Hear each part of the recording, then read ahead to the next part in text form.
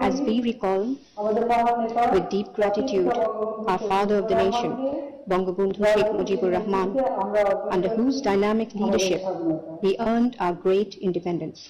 I pay deep homage to the 3 million martyrs who laid down their lives.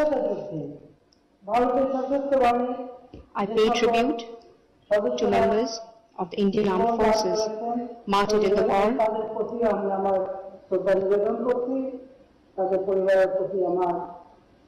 and to their families. I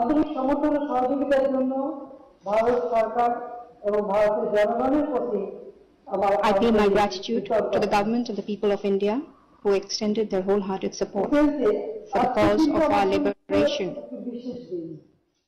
Namaskar and a very warm welcome to this very special edition of DD Dialogue on national broadcaster DD India. Well, in view of Golden Jubilee celebrations of Bangladesh's independence and also in view of our Honorable Prime Minister Narendra Modi's visit to Bangladesh, we at Doordarshan have put together this special edition of DD Dialogue titled Tales of Valor, not only to celebrate these tales of valor of 1971 war, but also tell you more about what 1971 was all about. It was about India's stellar win over Pakistan. It was about Pakistan's surrender. It was also about the birth of free Bangladesh. Well, India and Bangladesh have come a long way since then, 1971 to 2021.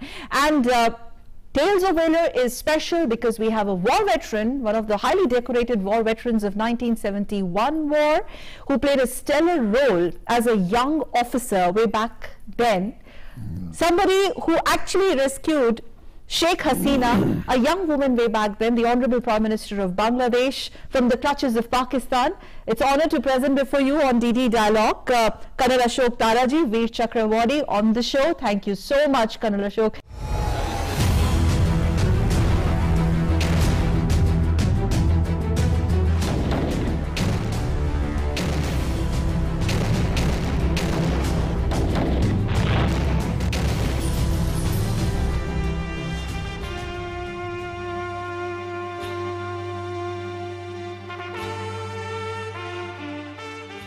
I'm sure you must have talked about this instance many times, but every time when you go back to that day, fateful day or night, whenever it happened, you please elaborate on that. Those moments, if you could recap, when you approached that building which housed the current Prime Minister of Bangladesh, and that brief meeting with Sheikh Mujibur Rahman way back in then, the father of Bangladesh's independence. You know, though I gone through the 71 war from 3rd December up to 16 December. On 16 December afternoon, the Pakistan army surrendered to Indian army and Bangladesh army. In the evening when we were relaxing, we got the message to secure Dhaka airport so that the VIP coming on that day to meet the concerned people, they are safe and secured. On 17th morning, about 900 hours, one Muktiwani Yoda who came to our airport and told my CEO that the family of Sheikh Mujibur Rahman are under the captivity of Pakistan forces and could be assassinated any moment. But the CEO, all those people there, they took in a very light mood. The sensitivity of the situation nobody realized, as the Pakistani already surrendered. But the poor communication and the surrender at the stadium was hardly 20,000 to 30,000 people. Oh my God. The rest people outside, they did not get this information. But however, when CEO told me, I also took it in very lenient way and moved with that two Jawans and his Muktiwani Yoda toward Dhan Mandi, the house where they were under captivity. When I was about... They could have been assassinated. There were fears of their being assassinated. Yes. When I was about 100 yards away from the house, there was a big crowd of locals, Muktiwanis and media persons. They stopped me and they said, don't go ahead. Anybody goes there, they are always shot dead. And they showed me a car, bullet-ridden car, with a dead body of a media person. Okay. Who just tried to go to that house. And he was shot dead. And he was shot Pakistani by forces. Pakistani forces. They shot dead. Now, I just thought for a few seconds, I thought that if I ask my senior people, firstly there will be a lot of questions, then by the time they send the manpower, it will take hell of a time. Okay. And time was the prime. And I have only 2 men, and not possible to attack that building. And over and above the safety and security of the family inside the house. Keeping you that, and before I talk about this, I told you I was a para commander of Indian Army. Okay. So that type of guts and wits I still had with me, and decided to tackle the whole situation psychologically. Psychologically. Did you carry weapons? Were you carrying weapons at that point? Yeah, I had a weapon. I handed over my weapon to 2 Jawans and told them to don't follow me. Okay. I started moving toward the car. When I reached near the car, I shouted, "Koi hai? Is there anybody?" There was no response. After a few seconds, again I shouted, "Koi hai?" There was no response. I moved again slowly towards the house. When I was 3 to 4 yards away from the house, the gate of the house, they told me to stop. They told me in Punjabi. So these were Pakistani soldiers? Pakistani soldier. They spoke in Punjabi, and being a Punjabi, I also responded in the Punjabi. Now the whole conversation was in Punjabi. They threatened me that if you won't be back, we'll shoot you. Then I told them that I am an Indian Army officer in uniform. I have come in front of you to tell the Pakistan Army has surrendered, and you have no chance to do any wrong thing to the family. To the family of Sheikh Mujibur Rahman. You surrender to us. So at that point in time in that house, it was Sheikh Mujibur Rahman. Was he also under house arrest? His wife and his daughter, 2 daughters. Sheikh Mujibur was not there. Sheikh Mujibur was in Pakistan. Okay. That under arrest in Pakistan. Okay. The family was Mrs. Sheikh Mujibur Rahman. Okay. Present Honorable Prime Minister Sheikh Hasina. Okay. Her child, her younger brother Russell, and the younger sister Rihanna. And there were more person was there. They were in the house that time when I rescued them. So when I told them, they did not believe me. And they threatened me and used their abusive languages. But I knew that any action on my part, in the way they want me, that could lead to a devastation. Correct. Fortunately, one helicopter flew over the building and immediately indicated, look at this helicopter. Have you ever seen Indian helicopter flown over the building? Were there any signs of retaliation from Pakistani side? Anything could have happened that time. They could have attacked you. They could have attacked her, the family. Yes, but the question of, again, the guts and the wits. And I can see you smiling out there. I knew that, that I had to stand, though I know the chances were very less when I moved. And you didn't have weapons. You gave your weapons to the soldiers. Yes, I didn't have weapon. I was alone. So you were unarmed, standing in front of armed Pakistani soldiers, Jawans. Yes. Who had in their captivity? Yes. There was a family of Mujibur Rahman. Yes. And in fact, when they threatened me, the commander of the Pakistani troops, he ordered his men to load the weapon. Okay. They loaded the weapon, but I kept quiet and listened to them. What was going on in your mind? Nothing. They were loading the weapon to attack. I give credit to, now I must say, to my mother, who taught me, and now also being a newly married, to my wife, who never wrote me that you are having problem or she is having problem. You were married then? Then I was just few months back I married. In fact, I married in October 70, and my wife was in family way, and child was born. My daughter was 3 months old.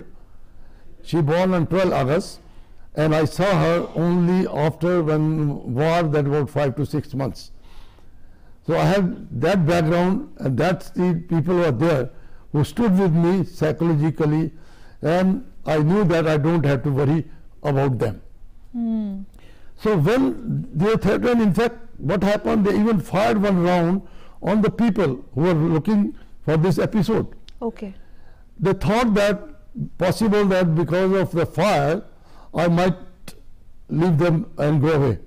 But I knew what is my task, what is my job. I again so told they were them, trying to intimidate you. They were trying to intimidate you, scare you away. But I stood like that and I told them that I know that what you are doing, but if you delay, then Mukti Wani, Indian forces will come and they will kill all of you. If you kill me, I will die. But rest, what will happen to you, to all of you? You have the families in Pakistan and they're waiting for you. And if you don't surrender, then you won't be able to meet the families. And when the Indian army will come and Mukti Wani will come and kill all of you, what will happen to your bodies, you can't imagine. Correct. So this family was housed in a place called Dhanmondi in Dhaka. Yes. And which reportedly could be one of the places where Prime Minister Modi is going to visit in Bangladesh. Dhanmondi is very historic. It's historical value for Bangladesh and for you also as a soldier. Of course, because now before I finish it, after Ajal let me finish the rescue, I will tell you how close to them. Sure. You say. So when this was going on, and then they little cool down, they wanted to talk to the seniors. I told them they have already surrendered. The sentry at the gate, whose rifles Bennett were touching my body, and he being a young man, he was shivering, and I thought that he was carrying a rifle. He was shivering. He was unarmed. Yes. But he already broke the news of Pakistan's surrender to them. Yes, because he never saw Indian Army officer so close to him. And he was a young boy. Sorry to interrupt you, sir. So you're saying that Pakistan, the Jawans, Pakistan Army Jawans were so scared and afraid and intimidated by Indian Army at that point in time already, that seeing you, an Indian Army officer, unarmed, was enough to give them chills down the spine? I'll tell you one thing, it's I always say openly, the fear is state of mind. Okay. So I don't have that fear. But he had that fear, the possible that they were talking to them, the Indian Army comes and kill them and all that. Though what happened was shivering, that came in mind that any deliberate action can lead to devastation. So very quietly I pushed that bayonet away, little away from my body, so that by shivering he doesn't, there was some mistake.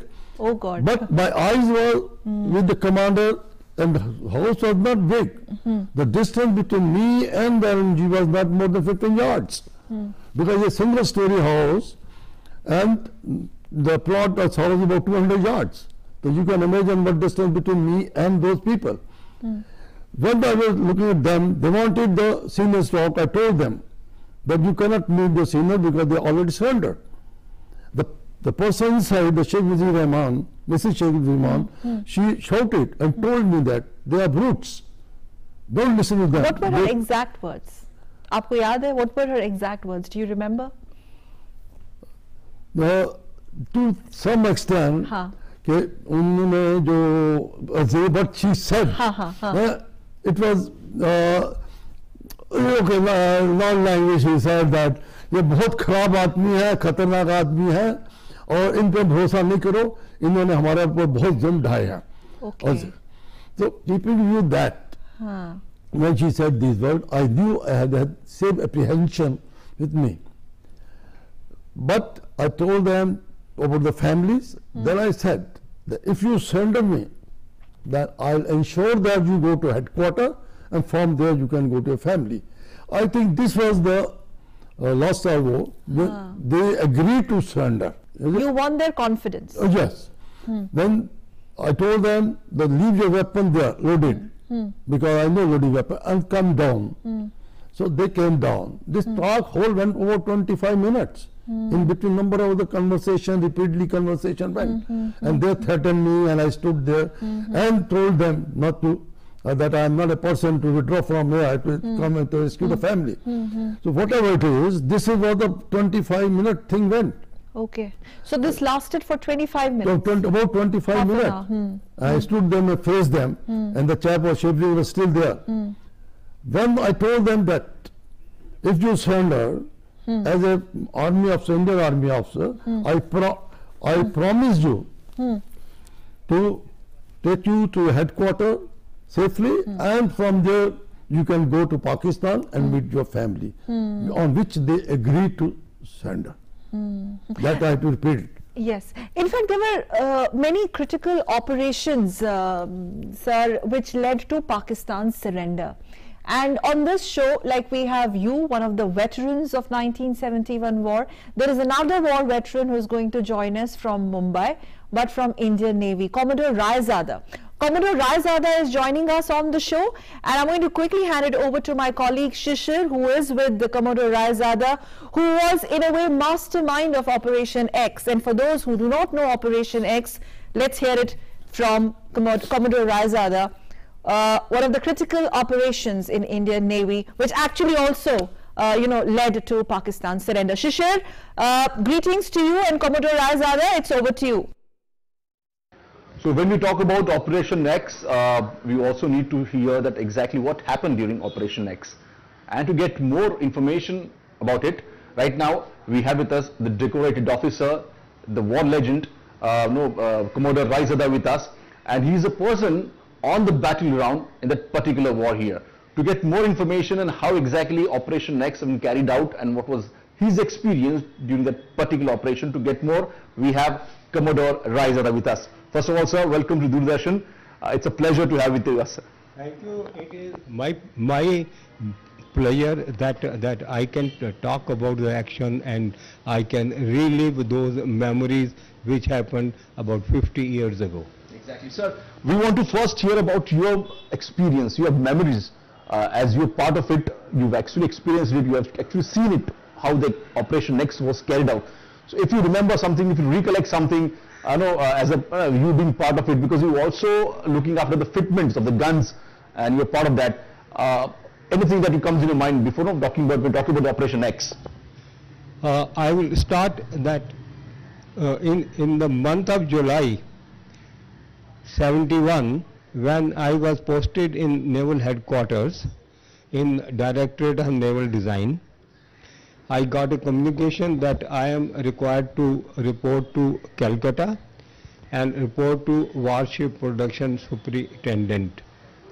So in a few days time, I reported to Calcutta. I was informed by the Warship Production Superintendent that my first job is to see all the vessels of the port, and then see which of those vessels which are with Calcutta port can be converted into effective gunboats.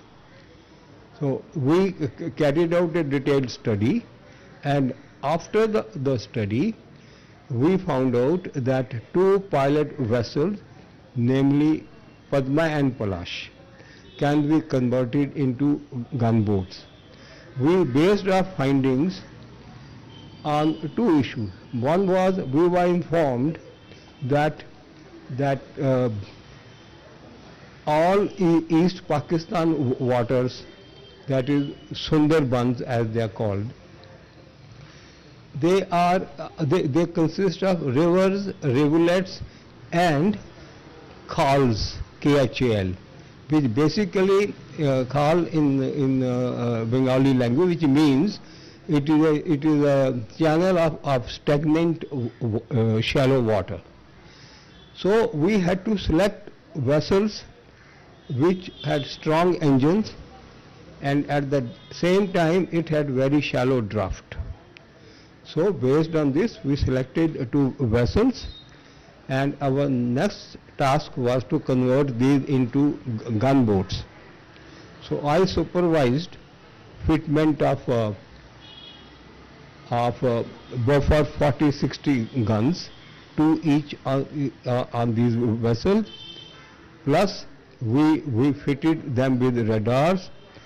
We fitted them with other electronic equipment, including very accurate echo sounders to measure the depth.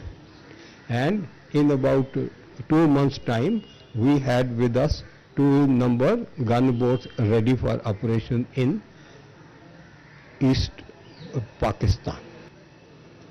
So, when you talk about one of the particular incident of Delta of Khulna, where we actually stuck into the water, and your ship Palash was into the deep water of Delta of Khulna.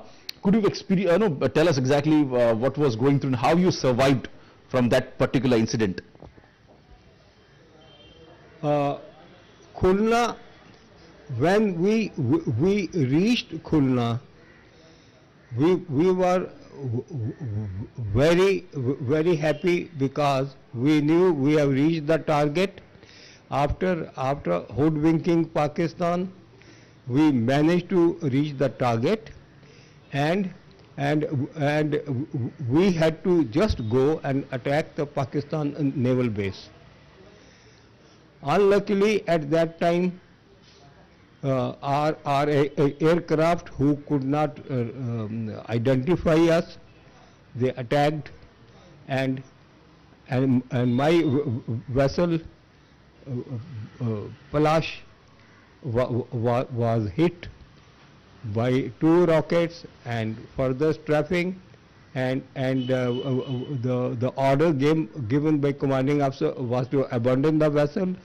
So we just jumped from there, and while jumping I carried with me one of the life jackets. Subsequently,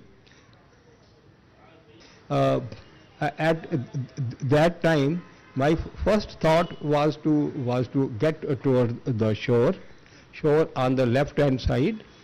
I started swimming toward the left.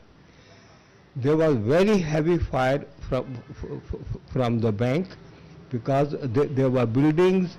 There were in one of the building there was a light machine gun being fired, and I almost I survived one of the burst coming, because the bullets don't pass through water, they just ricocheted over my head.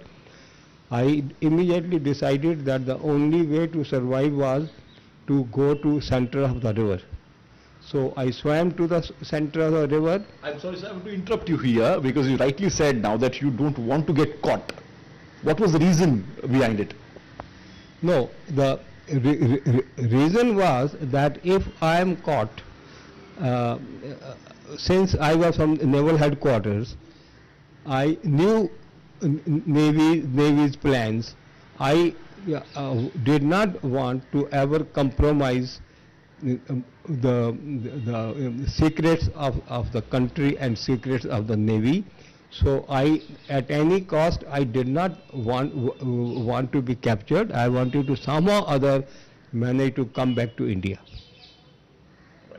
So when you rescued from it, and later on we also got the victory, and we've also read this particular incident in the book, which has mentioned how you feel that, when you got the victory here, you part of Operation X here, but at the same time you also said that we've lost some of our men during Operation X. Because we were about 90 to 100 personnel on 2 vessels Padma Palash, and large number of them were killed during attack by the aircraft, the 2 rocket attacks followed up by strafing, and a number of the young sailors who were swimming toward the shore, they were killed by Pakistani shore fire. So it was sad that we lost so many young men, bright young men on that day. It's been 50 years now, and since we have seen that Indian Navy has developed a lot it has become more indigenous, it has become more fierce. How do you see the current state of the Indian Navy that been all the worlds have been acclaiming for? I will not know in detail about the Navy, but what I hear, and since I was in naval, working in naval design, naval headquarters for a long time, and whatever were Navy's plans, Navy at present has got probably one of the best ships, combinational ships, what the navies could have. Our Navy, Indian Navy, may not be as big as American Navy or Russian Navy, but as far as the war effort is concerned, we have got number of submarines. We have very large number of surface ships. We have got aircraft carriers. We have got a very effective fleet air arm. So Navy is one of the very effective fighting service. All right. So my last question to you is that your word of advice to the young men and women in the white dress in the Navy, and those also who want to join the services. The young men and women who are in the Navy, my advice to them is that they have been very lucky. They are in one of the best service, and they must, since they have got a chance, they must try to do their bit and improve the service to whichever way they can. Absolutely, sir. It's a great pleasure, sir, to talking to you, and we have with us war veteran Commodore Raizada, who shared experience during Operation Next, and obviously, as I told you, that it gives goosebumps when we hear those stories here from such a legend here. But at the same time, as he said, the word of advice to all the young men and women in the Navy, that probably this is the best place they can work and of course to contribute towards the nation. Thank you very much, Shishir and Commodore Raizada, for joining us. Continuing with the heroics of 1971 war, what all do you think were the turning points of 1971 war, besides the whole demolishing Pakistan? In a way, that was something which gave birth to a free Bangladesh. So the collaboration between Indian forces and Mukti Bahini, the training and the covert operations, and what all went into those secret missions, what all can you share with us? You see, I physically, practically involved with this war from February 71 to up to 16 December 71. The reason why I was located in a location eastern side opposite to Chittagong Hills, where in the February the the refugees started coming in, yes. And I was given a duty, a responsibility to provide them shelter, the medicine, clothes, and also training, which I provided them with training, and twice I went with them, then East Pakistan, across the border to raid Pakistani posts. But that time it was not prominent that there would be a war. Because aim was initially to put a pressure on Pakistan to take the refugees back and agree with the Mujib's requests. Now, but slowly the thing was going from bad to worse. So when we were in Mizo Hill, my unit was 14 guard, then moved to Agartala down, just to strengthen our international border. And between number of the war took place, and one of the most famous battle, which is unconventional battle, hand-to-hand fight battle, where Albert Ika got PVC, I got VRC. It was, I took that the part in that battle as a leading company commander, or that is got Battle of Ganga Sagar. Battle of Ganga Sagar. Battle of Ganga Sagar.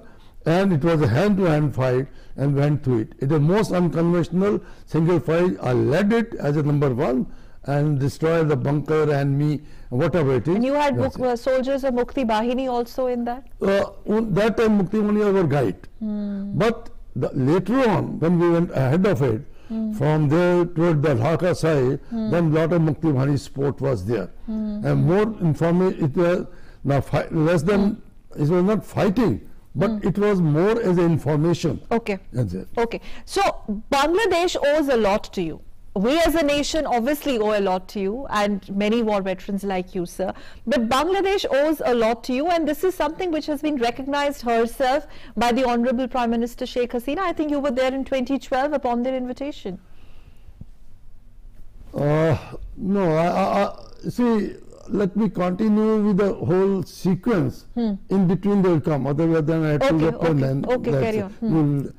You see, when I rescued the family and I opened the door and she said in her own language that खुदा ने आपको भेजा है, you are God sent, to हमको बचाने के लिए, और आप मेरे बच्चे समान हैं.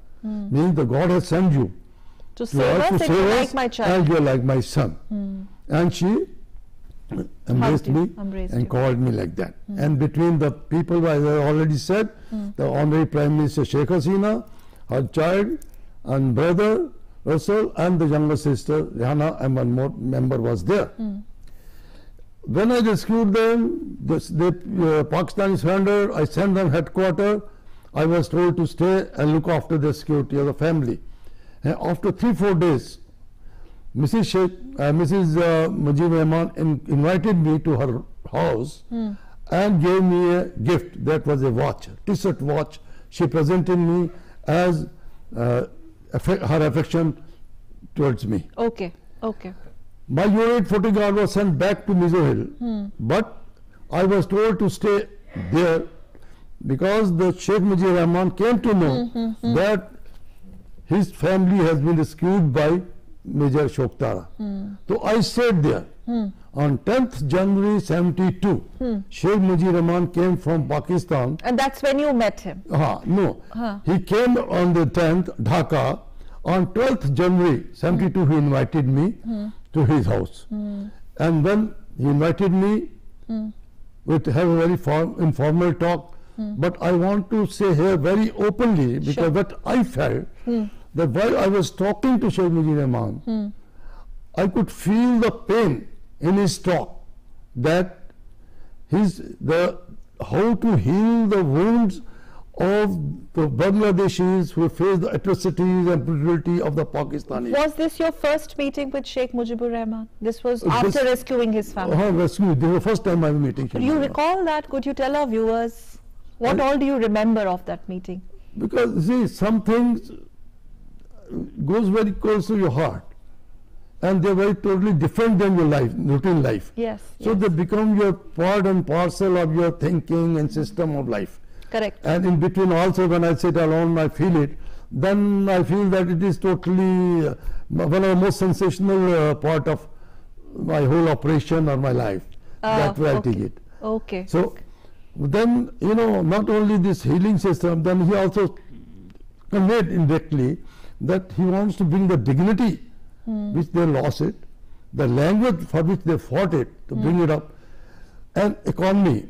Though India had them, but he, as a leader, as his own country, he wants to bring up economy. In the whole, he wants to bring the glory of the Bangladesh, the old glory of the Bangladesh. That was his talk when I was normally talking to me. So it was Colonel Ashok Tara at that point in time, as he just mentioned. He was all of 29 viewers, and after rescuing Sheikh Hasina, she was a young lady way back then. We were talking about 1971, the current Honorable Prime Minister of Bangladesh. This was your first meeting with father of Bangladesh's independence, Sheikh Mujibur Rahman, and the context was more about the future of Bangladesh and little less about the fact that you saved his family. No, I mean, that shows that what I'm trying to say, that for him the nation came first. Agreed. No doubt is there. The nation come first. But I say he also very much touched, you know, that I said his family. Naturally. That's why he also told me that you also my son. Not that like son. He said you are my son.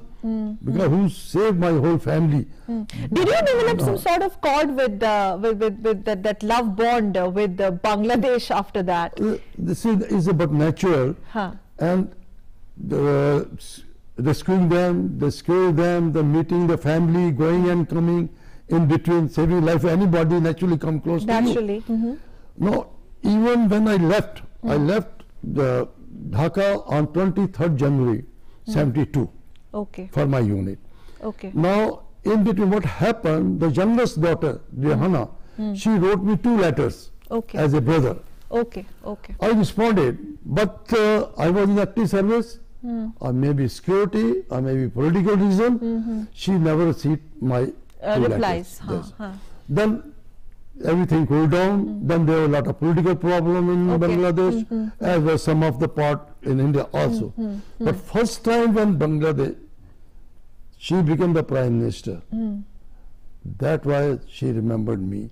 And on first visit only she said, on first interview, that about this rescue and how rescue her, and This that is why was she wanted. 2012. Yes.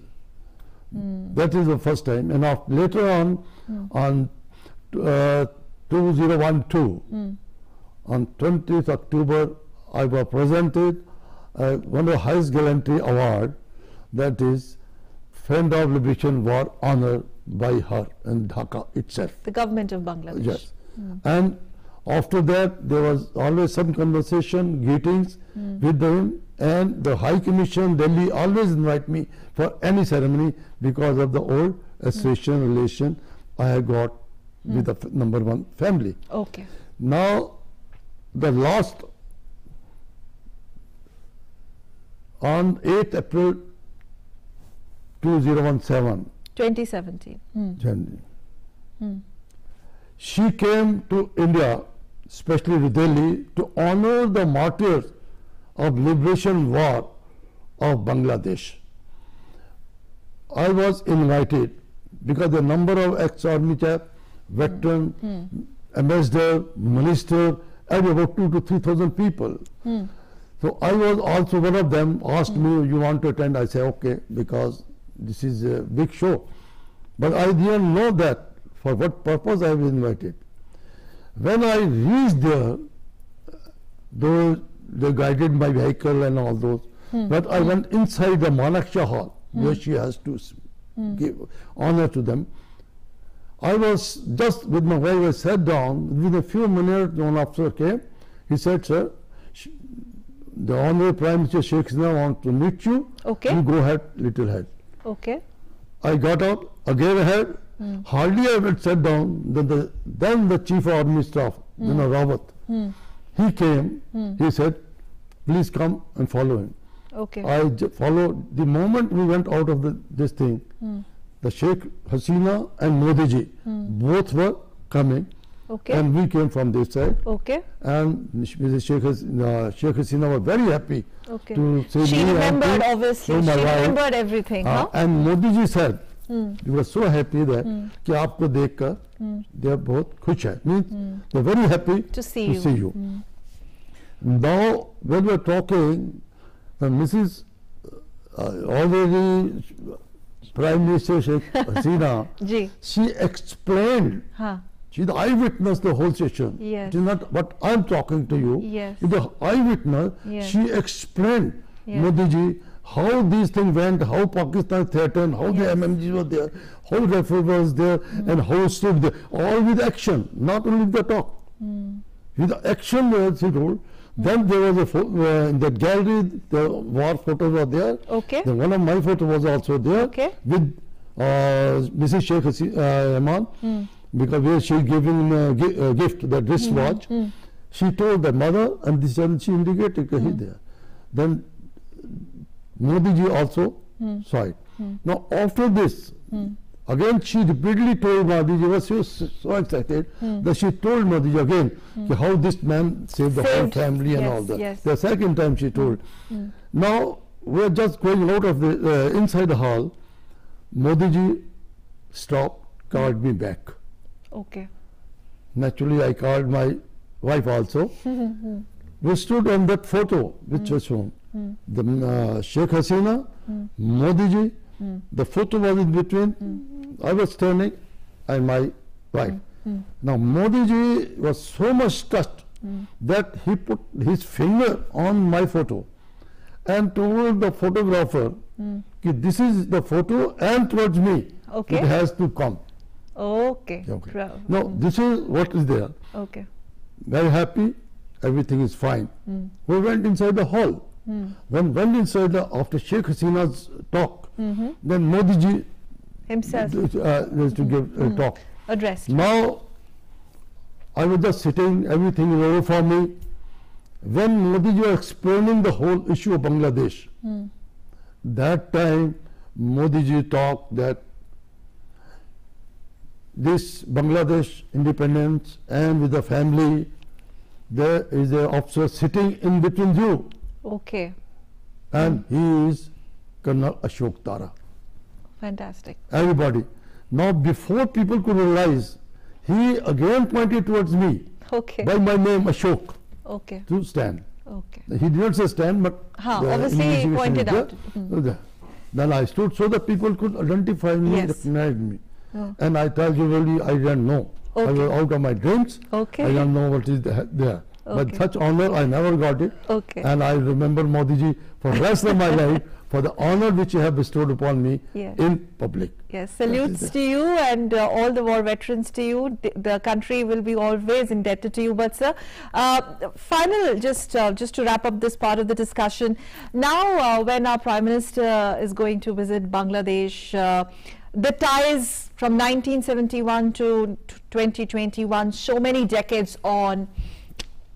What do you have to say about the way the relationship is panning out to be? I always felt that the Bangladesh and India, they should be like two brothers, the elder brother and younger brother. Aren't they like that? Like brother. No, when initially stage war, the relations were very good. Then in between, when dictatorship and army rule came, the relation got spoiled. And lot of political the reasons are there. Now relations are good, very good. But what I want to say that they should have really like brother close relations. Okay. And adjust each other's the honor, their military, the economy. They should live like a family. Okay. And in the world they must have the say together. So people realize that what is the brotherhood Okay. which Modi ji is trying today, and going there only for one of the reasons to bring more close to each other. And from someone who saved the life of the current Prime Minister of Bangladesh, Sheikh Hasina, what would be your message to the people of Bangladesh who are watching this show? My own suggestion to Bangladesh people that, as I brought out already, that we must have the brotherhood relation, because our culture is same, our economy problem is same, we past will be together, we know each other. So we must respect each other dignity, each other military, which is the sentiments, emotion. As a family in Bangladesh, they must accept India as a part of them and learn to live together with whatever reasons are there, and try to adjust with each other without damaging. So basically you're saying that it's brotherhood that defines the very Yes, bond and this is what Modi ji trying to have a brotherhood between them, and naturally then brotherhood means So that's a one of family. the underlying message of Prime Minister Modi's Yes, visit to yes. Bangladesh. Well, you've put it so beautifully, Colonel Ashok Tara, sir, for on this special broadcast of DD Dialogue, that basically it is that spirit of bonhomie and brotherhood that actually defines the relationship, the bond between India and Bangladesh, which dates back to 1971 war, when India demolished Pakistan, consequently resulted in the free resulting in the birth of free Bangladesh. Thank you very much, sir, for having you on our show, Colonel Ashok Tara ji. Thank you so much. Really honored to have us, have you on DD Dialogue. Thank you very much for you giving me this honor. Thank you. Namaskar. And with that, it's also time to wrap up this edition of DD Dialogue from me and my entire team, and of course from Colonel Ashok Tara. Namaskar and Jai Hind.